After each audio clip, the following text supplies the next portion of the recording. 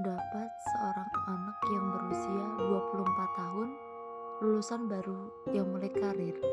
Di luar semua terlihat baik-baik saja, tapi di dalam tubuhnya ada sesuatu yang masih menyala sejak puluhan tahun yang anak ini tumbuh di rumah yang retak, celaka dengan kekerasan verbal dari orang tuanya.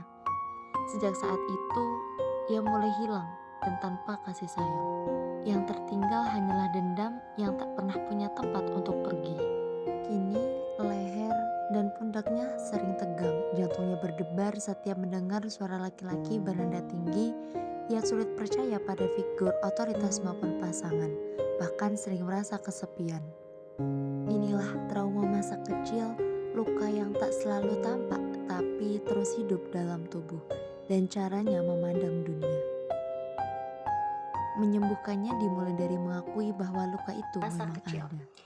Dari video tersebut dapat kita ambil analisis bahwa individu mengalami 3 gejala. Yang pertama adalah somatis. Somatis ini ditandai dengan leher, pundak yang terasa tegang dan kaku, bahkan jantung yang berdebar ketika mendengar laki-laki bernada tinggi.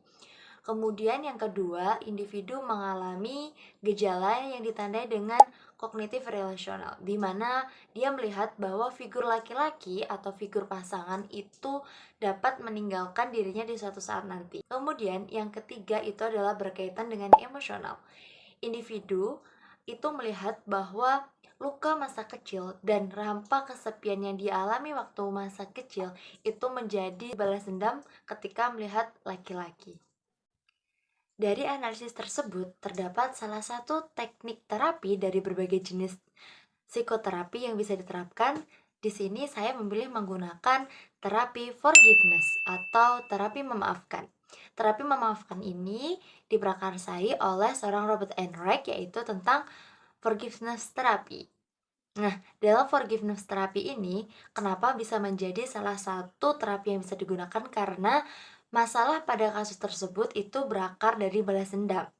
Kemudian, forgiveness itu terdiri dari 4 fase sehingga bisa memperucutkan atau menyelesaikan permasalahan yang dialami oleh subjek tersebut.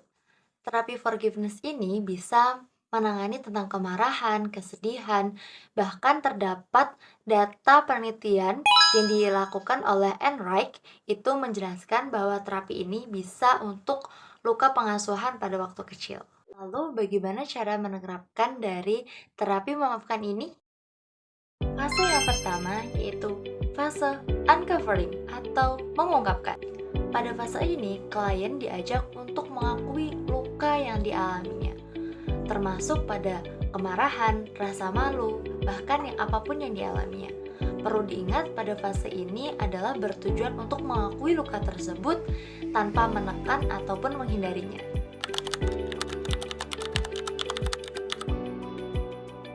Fase yang kedua yaitu pengambilan keputusan. Pada fase ini, klien mulai memahami tentang konsep memaafkan secara benar. Memaafkan bukan berarti membenarkan kesalahan pelaku atau harus berdamai dengan pelaku, melainkan klien mulai mengambil keputusan sadar untuk mencoba proses pemaafan dan pilihan pribadi. Fase yang ketiga yaitu fase pengerjaan. Fase ini menjadi fase paling inti dan memiliki tahapan yang paling panjang. Pada fase ini, klien memahami tentang pelaku dari latar belakang atau keterbatasannya tanpa membenarkan tindakan yang dilakukannya. Selanjutnya, klien mencoba untuk membangun empati dan kasih sayang yang terbatas. Klien menerima dan menyerap rasa sakit tanpa harus melimpahkannya kepada orang lain ataupun dirinya sendiri. Fase yang keempat yaitu fase pendalaman. Pada fase ini, klien menemukan makna dari penderitaan yang dialami, termasuk dari individu tersebut memahami bahwa dirinya tidak sendirian dalam mengalami luka tersebut. Kemudian, klien mulai tumbuh pribadi yang lebih baik atau menemukan tujuan baru. Selain itu, klien juga bisa mulai mencoba ulang untuk percaya hubungan interpersonal di masa depan.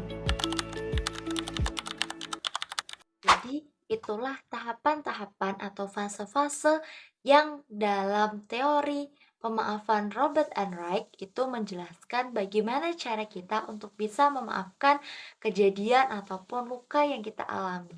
Perlu diketahui bahwa konsep pemaafan itu bukan membenarkan kesalahan, melainkan lebih untuk menjaga kestabilan kita untuk bisa menjadi pribadi yang lebih kuat di masa yang akan datang. Menyembuhkan luka masa kecil bukan tanda kelemahan, tapi keberanian untuk memilih hidup yang lebih utuh mulai dari hari ini.